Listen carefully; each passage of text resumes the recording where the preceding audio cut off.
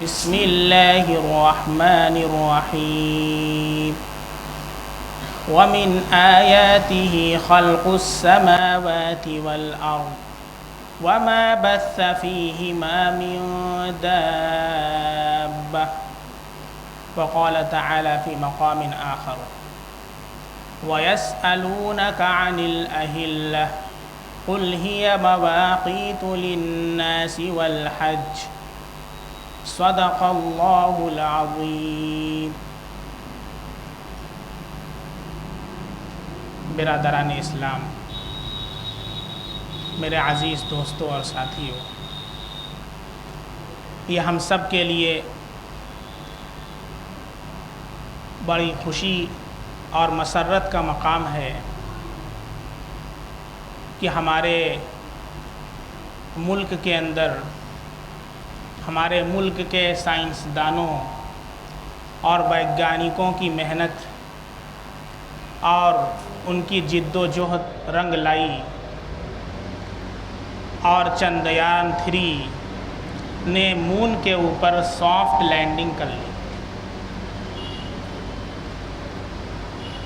اب پورے انڈیا کے اندر خوشی کی لہر دوڑ رہی ہے اور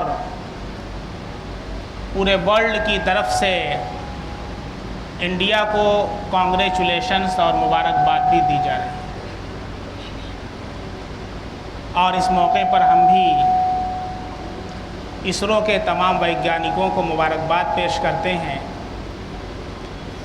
جنہوں نے اپنی کڑی محنت کے ذریعے اس امپاسبل کو پاسبل کیا، اور آج ہمارا دیش اور ہمارا ملک ہندوستان دنیا کا چوتھا ملک بن چکا ہے اور سب سے پہلے چاند کے اس خطرناک حصے پر اترنے والا پہلا ملک بن چکا ہے جس نے چاند کے اوپر سافٹ لینڈنگ کی، جس کے اندر بہت اس سے پہلے بھی کوششیں کی گئی لیکن وہ کریش ہو گیا اور سافٹ لینڈنگ نہ کر سکا۔ چنانچہ چندریان 1 چندریان 2 یہ سکسیسفل نہ ہو سکا، اور یہ 3 جو ہے یہ کامیاب ہوا ہے۔ اس کے اندر بہت سارے ویگانک ہیں جہاں پر بہت سے مسلم سائنٹسٹ بھی ہیں، اسی لیے میں کہتا ہوں کہ ہمارے بہت سے ایسے بچے ہیں جو اپنی صلاحیتوں کو یوں ہی ضائع کر رہے ہیں، لوڈو کے اندر، شطرنج کے اندر، گولی کے اندر، کرکٹ کے اندر۔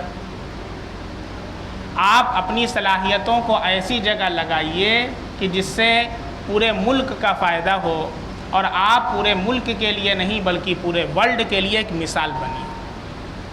چنانچہ اسی چندریان 3 کے مشن کے اندر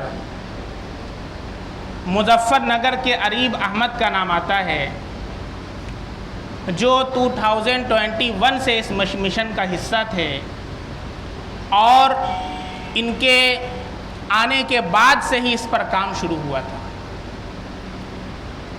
الحمدللہ انہوں نے بہت اچھے طریقے سے کامیابی حاصل کی ہے۔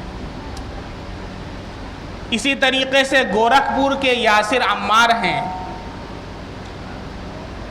اور ان کی اہلیہ ثنا فیروز، یہ دونوں ویگانک اس ٹیم کا حصہ تھے۔ یہ بھی ملک کو معلوم ہونا چاہیے۔ آج کے کچھ سم ایلیمنٹس اور کچھ شرپسند عناصر جو ہندوستان کی قومیت اور اتحاد کو ختم کرنا چاہتے ہیں، انہیں معلوم ہونا چاہیے کہ آج چندریان 3 جو سکسیسفل ہوا ہے اس کے اندر مسلم ویگانکوں کا بھی ساتھ ہے، تب جا کر کے چندریان 3 سکسیسفل ہوا۔ اگر آج مسلموں سے کنارہ کشی کر لی جائے تو آج چندریان 3 سکسیسفل نہ ہوتا اور بھارت کو یہ مقام حاصل نہ ہوتا۔ اور میں آپ کو پیچھے لے چلوں، یہ چاند کے اوپر یہ جو چندریان 3 کو بھیجا گیا، اس کا مقصد کیا ہے؟ آپ حضرات نے بھی دیکھا ہوگا لائیو، سرکاری اسکولوں کے اندر بھی اس کو دکھایا گیا، بہت سی جگہوں پر۔ کہ چندریان 3 اتر رہا ہے. وہ جو چندریان 3 یہاں سے چلا تھا تو اس کو بہت بڑا تھا. دھیرے دھیرے دھیرے دھیرے اس کے کچھ آدھا چھوٹے گئے اور اخیر کے اندر جو اس کے اندر سے جو لینڈنگ کیا ہے وہ وکرم لینڈنگ، وہ حصہ وہاں پر اترا ہے. اور پھر اس کے اندر بھی ایک چھوٹا سا روبوٹ ہے. وہ روبوٹ اس کے وکرم سے نکلا ہے اور وہ چاند کے اوپر ابھی تحقیق کر رہا ہے. وہ وہاں کے فوٹوز کلک کرے گا، امیجز کلک کرے گا اور یہاں پر سینڈ کرے گا. کیوں؟ تاکہ اس کا پتہ لگایا جا سکے کہ چاند کے اوپر پانی اور ہوا ہے کہ نہیں. اگر اس حصے میں کہیں ہوا اور پانی کا وجود ہوتا ہے تو پھر وہاں پر بھی رہائش ممکن ہو سکے. لیکن میں آپ کو بتانا چاہتا ہوں کہ قرآن اس کے بارے میں آج سے 1400 سال پہلے بتا رہا ہے، لیکن اس کو دنیا نہیں بتائے گی. میں آپ کو بتاتا ہوں، اور آپ کو چاہیے کہ آپ اس بات کو پوری دنیا تک پہنچائیں. عافیت چاہو تو آؤ دامن اسلام میں، یہ وہ دریا ہے کہ جس میں ڈوبتا کوئی نہیں. قرآن کریم کے اوپر جب ریسرچ کیا مورس بکائل نے، جو بہت بڑا سائنسداں تھا، اور جو بچے کی تخلیق ماں کے پیٹ میں ہوتی ہے اس پر 1937 تک کسی کے پاس کوئی ڈیٹا نہیں تھا کہ پہلے کیا ہوتا ہے پھر کیا ہوتا ہے. جدہ کے اندر ایک کانفرنس رکھی گئی اور دنیا بھر کے وہاں سائنسداں کو بلایا گیا، ویگیانکوں کو بلایا گیا، ڈاکٹرز کو بلایا گیا اور ان کی میٹنگ ہوئی اور اس کے اندر اس پر بحث ہوئی کہ آخر کیا اسٹیجز ہیں بچے کی تخلیق اور بچے کی تربیت اور نشو و نما میں. ماں کے پیٹ میں بچہ پہلے کیا ہوتا ہے پھر کیا ہوتا ہے، اس پر ریسرچ کر رہے ہیں. تو اس میں ایک سائنسداں تھے جو حافظ قرآن تھے. انہوں نے کہا کہ آپ جس چیز کے بارے میں آج بیٹھ کر ریسرچ کر رہے ہیں اس کے بارے میں ہمارا قرآن آج سے 1400 سال پہلے ہی اعلان کر دیتا ہے اور ساری چیزوں کو بتا دیتا ہے. تو مورس بکائل کھڑے ہو گئے، کہنے لگے peasants gave me reference, please read some آیا. انہوں نے قرآن کی تلاوت شروع کی. ثم خلقنا النطفة علقة فخلقنا العلقة مضغة فخلقنا المضغة عظاما فكسونا العظام لحما ثم أنشأناه خلقا آخر فتبارك الله أحسن الخالقين. سب بتا دیا قرآن نے آج سے 1400 سال پہلے، جس پر بیٹھ کر کے تم لوگ آج ہی ریسرچ کر رہے ہو. فوراً مورس بکائل نے کلمہ پڑھا اور پھر اس کے بعد اس نے ایک کتاب لکھی ہے. سب لوگ گوگل پر سرچ کر لیجئے، مہا بھارت کا قصہ نہیں سنا رہے ہیں، اسلام اینڈ سائنس پڑھ لیجئے. اور اس کے اندر یہ پروف کیا ہے science is nothing except Islam and Quran. بات کرتے ہو. اور میں اسرو کے ویگیانکوں کو اس آیت جو میں نے خطبے کے اندر پڑھی ہے میرا پیغام وہاں تک پہنچا دیجئے. میں ان سے کہنا چاہتا ہوں کہ آپ اس آیت پر ریسرچ کریں گے انشاءاللہ تو یہ بھی ہو جائے گا. اس کے لیے آپ کا روبوٹ ابھی چکر لگا رہا ہے، کیونکہ چندریان 3 کو تو چاند پر پہنچنے میں 40 سے 45 دن لگ گئے اور اربوں روپیہ خرچ ہوا. کوئی کہہ رہا ہے 650 کروڑ، کوئی کچھ کہہ رہا ہے، چلیے مان لیتے ہیں 650 کروڑ. ہمارے نبی صلی اللہ علیہ وسلم کو تو اللہ رب العزت نے ایک رات کے اندر معراج کا سفر کرایا تھا، اور اس وقت کفار و مشرکین نے بڑا اعتراض کیا تھا یہ کیسے ہو سکتا ہے، یہ کیسے ہو سکتا ہے. آج یہ بھی ثابت ہو گیا کہ معراج کا واقعہ بھی اپنی جگہ پر درست ہے کہ چاند پر جب جایا جا سکتا ہے تو پھر اللہ کے نبی صلی اللہ علیہ وسلم کا سفر بھی بڑھا. اس سے ہمارا فائدہ ہے. اور جو سائنسداں اس کے اوپر کام کر رہے ہیں، اللہ کی قدرت کا ظہور ہو رہا ہے، عجائبات قدرت ظہور میں آ رہے ہیں. یہی انشاءاللہ ان کے اسلام کا اور ان کے ہدایت کا ذریعہ بنیں گے انشاءاللہ. میری دعا ہے ان سارے ویگیانکوں کے لیے. اب سنیں جو قرآن کریم کی آیت میں نے خطبے کے اندر پڑھی ہے، اس سلسلے میں اسلام کیا کہتا ہے، قرآن کیا کہتا ہے. What does Islam say about the living on the moon and life؟ جو قرآن کریم کی آیت میں نے خطبے میں پڑھی ہے، وَمِنْ آيَاتِهِ خَلْقُ السَّمَاوَاتِ وَالْأَرْضِ، اللہ کی نشانیوں میں سے ہے آسمان و زمین کا پیدا کرنا. وَمَا بَثَّ فِيهِمَا مِن دَابَّةٍ، اس پر غور کیجئے گا. اور آج بہت ساری جو ریسرچ ہو رہی ہیں وہ قرآن کریم کو سامنے رکھ کر کے ریسرچ ہو رہی ہیں. افسوس ہے مسلمانوں کہ تمہارے اوپر قرآن اللہ نے نازل کیا پوری قوم کے لیے، لیکن تم نے اس کو چھوڑ دیا. جو ڈائریکٹلی تم لوگ اس کے ایڈریس پرسن تھے لیکن تم نے اسے چھوڑ دیا، اور انڈائریکٹلی جو تھے انہوں نے اس کو اپنایا، اور آج اس کے ذریعے سے کبھی وہ ستاروں پر کمندے ڈال رہے ہیں، کبھی چاند کے اوپر فتح حاصل کر رہے ہیں. لیکن جو قوم جس کو ریسرچ کرنا چاہیے تھا، جسے قرآن کو پڑھنا چاہیے تھا، اس نے اسے مردوں کی کتاب بنا دیا. کب قرآن پڑھا تھا آپ نے خود اپنے دل سے پوچھئے گا، کب پڑھا تھا؟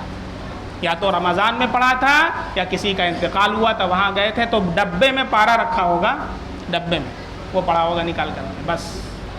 اس کے بعد قرآن کو طاقوں پر سجا دیا گیا. کیا قرآن اسی لیے آیا تھا؟ کسی کا انتقال ہو تو اس کے اوپر پڑھ کر کے پھونک دیا جائے بس؟ یہ قرآن زندگی گزارنے کا طریقہ ہے. قرآن کے اندر پیدائش سے لے کر موت تک کیسے ہمیں زندگی گزارنا ہے، کیسے ہمیں دوسروں سے روابط کرنے ہیں، کیسے جینا ہے، کیسے یہاں پر معاملات کرنے ہیں، اللہ رب العزت نے اس کے اندر ساری چیزوں کو بتا دیا ہے. لیکن افسوس مسلمانوں کہ ہم نے اسے پسے پشت ڈال دیا. وقت کم ہے اس لیے میں بات کو شارٹ کرتا ہوں. تو اللہ نے قرآن میں فرمایا وَمِنْ آيَاتِهِ خَلْقُ السَّمَاوَاتِ وَالْأَرْضِ، اللہ کی نشانیوں میں سے ہے آسمان و زمین کا پیدا کرنا. وَمَا بَثَّ فِيهِمَا مِن دَابَّةٍ، اور ان چیزوں کا پیدا کرنا جو آسمان و زمین میں پھیلے ہوئے ہیں. وہ کیا ہے؟ ماں، اس کا بیان اللہ کرتا ہے من دابہ. دابہ یعنی دابہ عربی کے اندر جب آپ جائیں گے تو دابہ فرشتے کو نہیں بولتے، دابہ اس مخلوق کو بولتے ہیں جو سانس لیتی ہے، جو ہماری آپ کی طرح ہوتی ہے، وہ دابہ ہوتا ہے. کیا مطلب؟ قرآن اس کی طرف اشارہ کرتا ہے کہ آسمان کے اندر بھی اور زمین کے اندر بھی لائف پوسیبل ہے، تلاش کرنا تمہارے اوپر. آج سے 1400 سال پہلے بتا رہا ہے. چنانچہ ایک موقع پر کفار مکہ نے اللہ کے نبی صلی اللہ علیہ وسلم سے پوچھا وَيَسْأَلُونَكَ عَنِ الْأَهِلَّةِ، تفصیل سے آپ چاند کے بارے میں پڑھنا چاہتے ہیں، قرآن پڑھیے، قرآن بتائے گا آپ کو. آج نہیں بتا رہا ہے، قرآن 1400 سال پہلے بتا رہا ہے. کفار آپ سے پوچھتے ہیں چاند کے بارے میں، لوگ آپ سے چاند کے بارے میں سوال کرتے ہیں. اللہ کے نبی صلی اللہ علیہ وسلم پر آیت نازل ہوئی قُلْ هِيَ مَوَاقِيتُ لِلنَّاسِ وَالْحَجِّ، اے نبی بتا دیجئے کہ وہ لوگوں کے لیے اور حج کے لیے وقت کے تعین کا ایک آلہ اللہ نے بنایا ہے، اس کے ذریعے سے وقت کا تعین کیا جاتا ہے. ایک دوسرے مقام پر اللہ رب العزت نے ارشاد فرمایا لَلشَّمْسُ يَنبَغِي لَهَا أَن تُدْرِكَ الْقَمَرَ وَلَلَّيْلُ سَابِقُ النَّهَارِ، سورج کے بس میں نہیں ہے لَلشَّمْسُ يَنبَغِي لَهَا أَن تُدْرِكَ الْقَمَرَ کہ وہ چاند کو پا سکے. یہاں سے دنیا سے یہ چاند جو ہے 4 لاکھ کلومیٹر کی دوری پر ہے. سورج، چاند اور جتنے بھی یہاں پر سیارے گردش کر رہے ہیں، اگر ذرا سا وہ اپنی چال میں آگے سے پیچھے ہو جائیں، سارا کا سارا نظام درہم برہم ہو جائے اور یہ جتنی کائنات ہے وہ سب کے سب ٹوٹ جائیں. لیکن اللہ رب العزت کا حکم ہے کہ ایک سیارہ اپنی جگہ سے انچ کے برابر بھی گردش نہیں کرتا، نہ آگے ہوتا ہے نہ پیچھے ہوتا ہے. اللہ کہتا ہے لَلشَّمْسُ يَنبَغِي لَهَا أَن تُدْرِكَ الْقَمَرَ، سورج کے بس میں نہیں ہے کہ وہ چاند کو پا سکے. وَلَلَّيْلُ سَابِقُ النَّهَارِ، نہ رات کے بس میں ہے کہ وہ دن سے آگے نکل جائے. اللہ نے کہا ہے کہ صبح صادق آج 4:35 پر ہوگی، تو رات کے بس میں نہیں ہے کہ 4:30 پر صبح ہو جائے، نہیں ہو سکتا. وہ اللہ ہے، وہ خالق کائنات ہے جو سارے نظام کو چلا رہا ہے۔ اس لیے میں دعوت دیتا ہوں تمام ویگیانکوں کو بھی اور ان تمام ایتھیسٹ کو بھی جو یہ کہتے ہیں کہ یہ سب اپنے سے چل رہا ہے، ارے ایک لقمہ اپنے منہ میں اپنے سے ڈال کر کے دکھا دو۔ اس لیے میرے بھائی دھوکے سے نکل آؤ، اور آج پوری دنیا تسلیم کر رہی ہے انشاءاللہ۔ اب وہ دن دور نہیں ہے جب قرآن کی حقانیت ثابت ہو جائے گی اور پوری دنیا انشاءاللہ ہدایت کے اوپر آئے گی۔ میں پھر سے مبارکباد پیش کرتا ہوں اسرو کے ویگیانکوں کو اور ان تمام لوگوں کو جنہوں نے اس کے اوپر محنتیں کی ہیں، اور ان کو یہ آپ کا بھائی ایک ادنا سا سجیشن کرتا ہے، ایڈوائز کرتا ہے کہ قرآن کی اس آیت پر آپ ضرور غور کیجئے گا، انشاءاللہ چاند کے اوپر بھی لائف پاسبل ہوگی اور ہمارے بھارت انڈیا کا نام پوری دنیا کے اندر روشن ہوگا۔ اللہ رب العزت ہم سب کو قرآن کریم پڑھنے اور اس پر عمل کرنے کی اور اس کے پیغام کو پورے عالم کے اندر پہنچانے کے لیے قبول فرمائے۔ وآخر دعوانا الحمدللہ۔